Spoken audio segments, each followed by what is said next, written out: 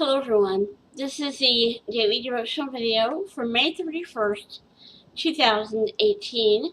Our passage for today is in the book of Philippians, chapter 2, verses 12 through 16. Therefore, my dear friends, as you have always obeyed, not only in my presence, but now much more in my absence, continue to work out your salvation with fear and trembling. For it is God who works in you to will and to act according to his good purpose. Do everything without complaining or arguing, so that you may become blameless and pure, children of God without fault, in a crooked and depraved generation, in which you shine like stars in the universe, as you hold out the word of life, in order that I may boast on the day of Christ that I did not run or labor for nothing. I love that passage. The title for today's devotional is Effective Witnesses. Some of the most effective witnesses are those people who have gone through painful, trying circumstances. Consider how the gospel has spread in parts of the world that are poor, oppressed, and troubled. Or think of your response to the triumphant stories of former criminals, people who have suffered abuse, and religious prisoners. God's power is manifest in man's weakest moments. Whether believers develop into stronger witnesses as a result of difficulties depends on their response to crisis. Many people make the mistake of focusing on the will of man instead of God's sovereignty.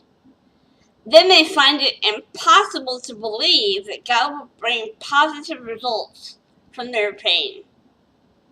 Those who rise above their circumstances understand that God uses every experience for good. And it says to read Genesis 50, verse 20. To trust that principle, we must realize that any situation that we face is under the authority of a kind, loving Father. Paul's time he spent in prison yielded better and more abundant fruit than he could have produced any other way. Reference to Philippians 1:13.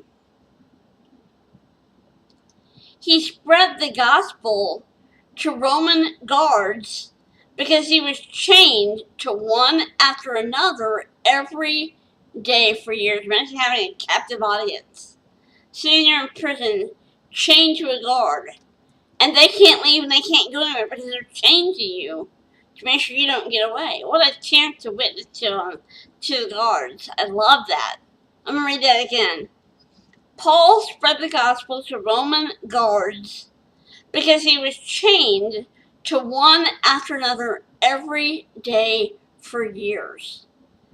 As we turn our attention to Christ, he reveals opportunities for impacting people with the gospel.